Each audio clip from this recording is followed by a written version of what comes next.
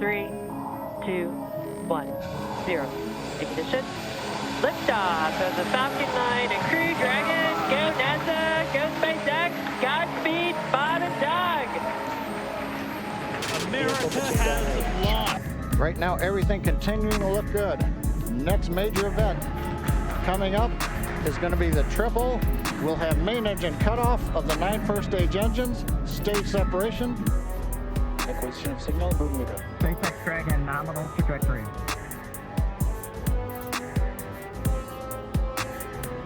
And there you can see on your screen, Falcon 9 has landed.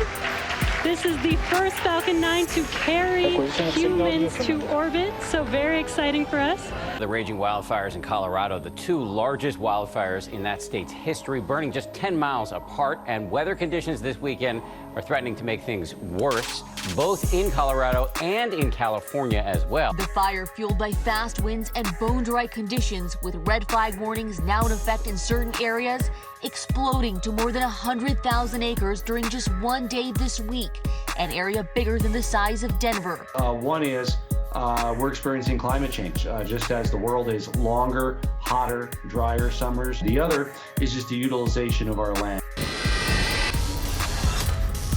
We still got a heck of a wind. There goes the hat.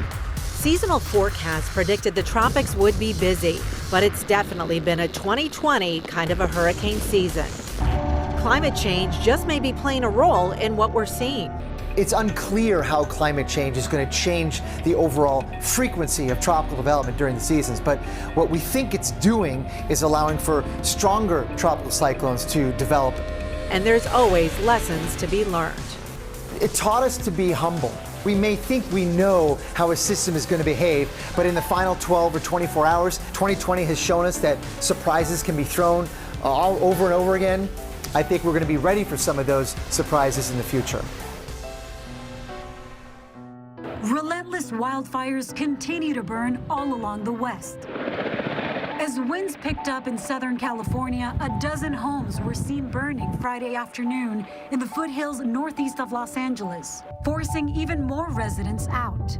3.5 million acres have burned in California alone. Outside Los Angeles, the El Dorado fire, started by botched pyrotechnics at a gender reveal party, turned deadly Thursday when the blaze killed a firefighter. And after 2 weeks of historic fires in Washington, it's the state's worst nightmare. Over 56 fires in the first day of Labor Day, and 600,000 acres burned in literally 72 hours. That's 5 times the amount of acres that burned in all of 2019. Rain is finally helping turn the tide. It is great to see rain behind us. I'm going to tell you, every day I pray for rain. Just after 6 p.m. local time on Tuesday, the 4th of August, an explosion ripped through Beirut's port. People in Lebanon's capital had earlier spotted a large fire at the port, billowing dark smoke into the air. There were reports that a warehouse containing fireworks had caught fire. Aerial shots show the scale of the destruction of the port. It reportedly housed 85% of Lebanon's supply of grain, which was a strategic food reserve in a country crippled by economic meltdown. These satellite images reveal the extent of the damage. This crater was once a warehouse. Now it's underwater. The colossal force was caused by the explosion of 2,750 tons of ammonium nitrate, a highly reactive chemical which was being stored unsafely in a hangar on the port. Lebanon's Prime Minister Hassan Diab has promised that those responsible for the catastrophe will pay the price. This morning, Hollywood is grieving the loss of Chadwick Boseman, the star who played iconic black figures, from Jackie Robinson. You give me a uniform, you give me a number on my back, I'll give you the guts. And James Brown. 1, 2, 3, 4. 1, 2, 3, 4. To King T'Challa in Black Panther. News of his death was announced on social media, detailing his 4-year battle with colon cancer. The actor never spoke publicly about his diagnosis, even as it progressed to stage 4. Everything that you fought for was not for yourself. It was for those that come after. This morning, fans, friends, and family are remembering this real-life superhero who is fighting his own battle behind the scenes. We've seen China's Muslim re-education camps the way the Chinese wanted us to see them on a tightly controlled tour earlier this year. And we've seen glimpses from leaked videos like this one. China says the camps stop Muslim Uyghurs from becoming extremists and offer free job training. But now an inside look in the Chinese government's own words. A leaked 9-page memo reads like a how-to manual, telling officials to strictly implement measures to prevent escape. That means 24/7 video surveillance, watchtowers, and double-locked doors. Series of classified bulletins show how easy it is to be singled out by the Chinese government for education and training. Simply using a certain app or communicating with people overseas can draw suspicion. You know, we're working hard to protect your identity here. Why does that matter to you? Because Chinese government can track you everywhere you want, everywhere in the country or outside the country, through your phone or through other people around you. Usually they get this information from your parents or your relatives.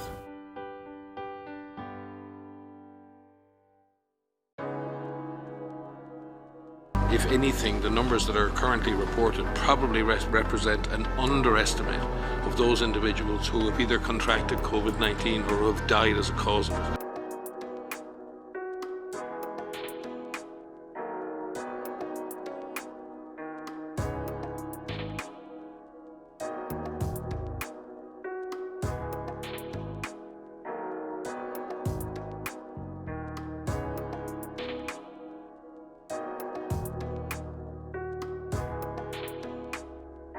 It's certainly unimaginable, but it's not impossible, because if we look at losing 1 million people in 9 months, and then we just look at the realities of getting vaccine out there in the next 9 months.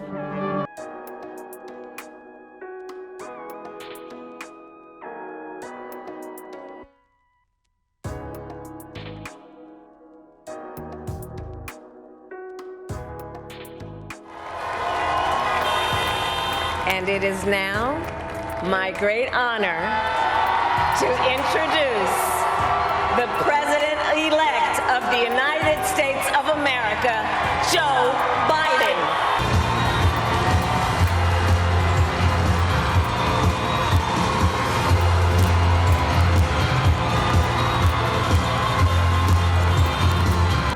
Tonight, we're seeing all over this nation, all cities and all parts of the country, indeed across the world, an outpouring of joy, of hope, renewed faith in tomorrow, bring a better day. And I'm humbled by the trust and confidence you've placed in me. I pledge to be a president who seeks not to divide, but unify, who doesn't see red states and blue states, only sees the United States. Spread the faith. God love you all. May God bless America, and may God protect our troops. Thank you, thank you, thank you.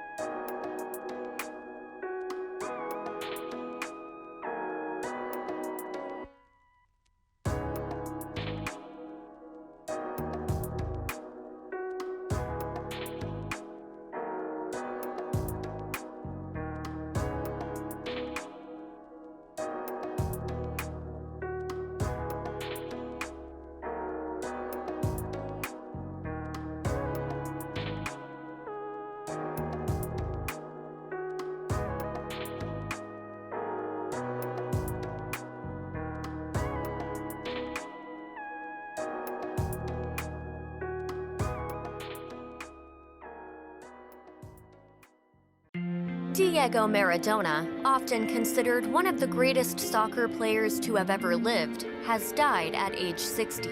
The Guardian reported that the athlete suffered a fatal heart attack after undergoing brain surgery earlier in November 2020. The athlete is best known globally for his role on the Argentine soccer team as team captain during the 1986 World Cup. In the quarterfinal match against England, Maradona scored the game-winning goal, which came to be famously known as the Hand of God, and as one of the greatest goals of all time. In his home country of Argentina, Maradona was named Pibe de Oro, meaning Golden Boy, according to the Associated Press.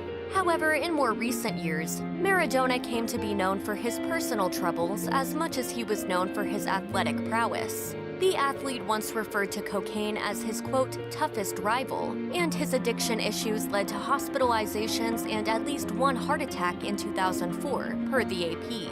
Maradona led a complex life, reaching some of the highest highs and lowest lows in competitive sports. An off-duty police officer was caught on camera killing 2 unarmed neighbors in Paniki municipality in the Philippines on Sunday.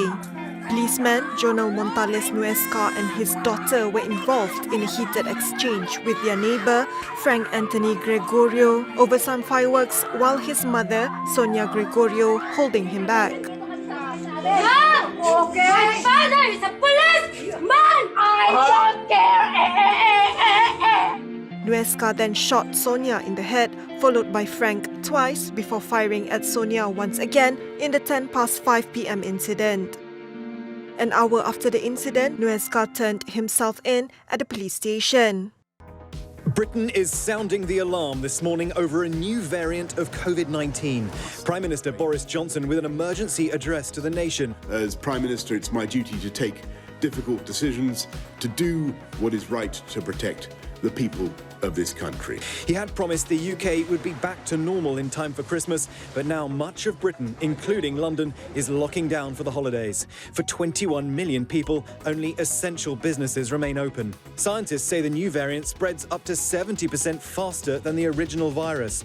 Importantly, health experts warn mutations of any virus are expected. And there's nothing to suggest this is more deadly, but an increase in spread does threaten health services. Scientists have been aware of the new variant for some time, but Johnson's announcement triggered a rush out of the capital, jamming train stations and highways. Britain is slowly being sealed off. Belgium, Italy and the Netherlands among those banning travel. Overnight, Canada restricted inbound flights from the UK. The French suspension has even shut down the Eurotunnel and the UK's main port, threatening food supplies.